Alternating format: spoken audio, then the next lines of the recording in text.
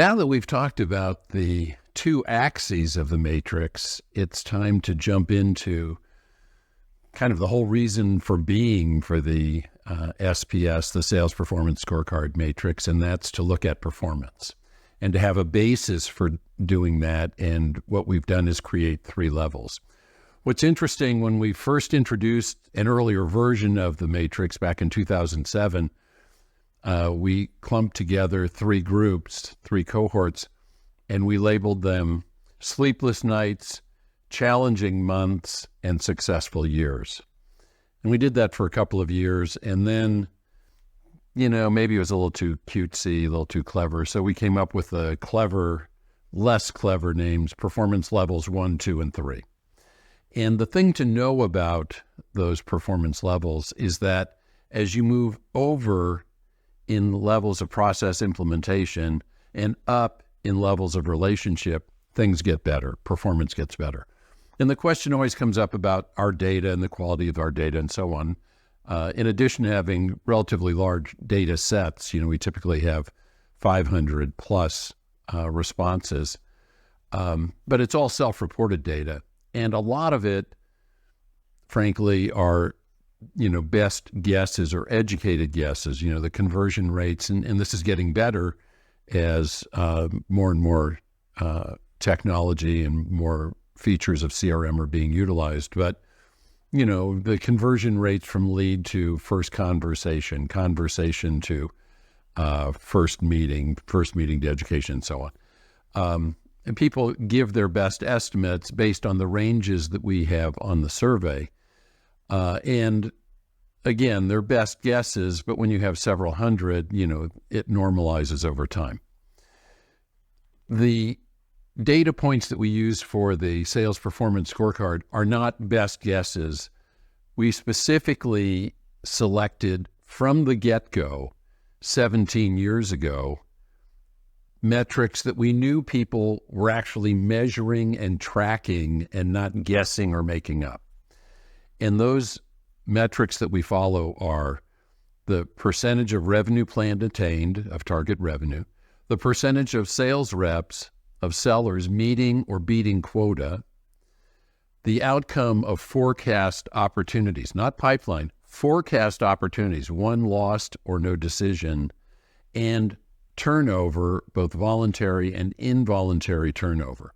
Those are the metrics that are the basis for identifying the three performance levels. And again, those aren't numbers that anybody's guessing at. Those are real numbers, and they're based on, real record keeping. And that's a great place to start. The Edwards-Deming quote is, "Without data, you're just another person with an opinion." Well, these are all data-based, data-driven. And what we're going to bring up on the screen here is the performance differences between those three levels on the basis of those metrics: revenue attainment, quota attainment, forecast outcomes, and turnover. And what you can see here is that the numbers are significantly different. So the first thing you'll see is the matrix with the three performance levels, and there are a couple of things worth saying here. Based on the 2023 report that we're showing here, there are two what we call no-fly zones. The first is ad hoc sales process and trusted co-creator. You'll see that's just a grayed out cell. We don't see any firms, small firms, a small professional services firm, half dozen people or something with charismatic partners or principals or whatever, really knowledgeable principals. They may operate in an ad hoc way. They each kind of do their own thing, but they have a tremendous amount of credibility and track record. And so they can and often do get to trusted co-creator level, but that's not something that scales. And we don't see any organizations of any size operating in that ad hoc way being viewed as trusted co-creators. Similarly, if you look over to the right, firms that have gotten to customized process, have document their sales process consistently, reinforce and enforce it, have consistent coaching, leverage technology, are using analytics and so on. That will get you through level 4, agile process, but you don't see companies at the customized process level that are not at least level 2. There seems to be this sort of aerodynamic uplift that firms that are operating in the customized processed way and leveraging AI, machine learning, and so on, and using all these other tools I just talked about, seem to just at a minimum be viewed as preferred suppliers, and generally, as you see, much higher than that. So that's the first takeaway that I think you really should get from this talk, is that, it's not just, kind of a nice idea. Yeah, we want to, obviously be up and to the right. The numbers clearly support that. And here's what those numbers look like. When we talk about the percentage of sales reps meeting or beating quota, making quota, level 1 in 2023 was 45% of reps, level 2, 48%, level 3, 61%. Okay.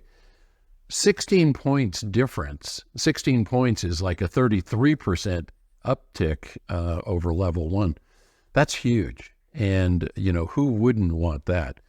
Percentage overall revenue attained, 76, 85, and 94%, and so on. You can see the rest of the figures here. These are real differences in performance and in predictability over time.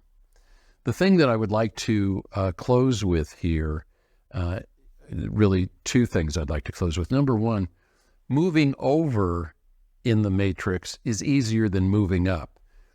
Going to higher levels of process implementation is easier than moving up in levels of relationship, because you control the whole thing.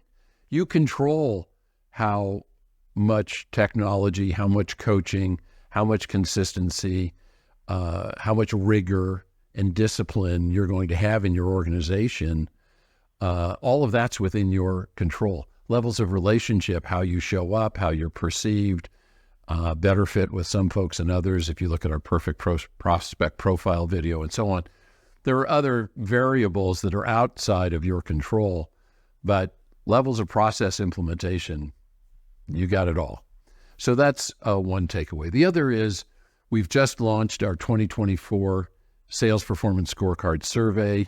There's a link in the program notes here, and I want to invite you to participate if you are in a leadership role in a sales organization, B2B. That's who we're after. Typically, manager level would be sort of the least or the lowest level, director, VP, CRO, CSO, and so on. But I want to invite you to really consider participating in our survey, because that's what generates these numbers and allows us to share them with you. So thanks for watching, and see you soon.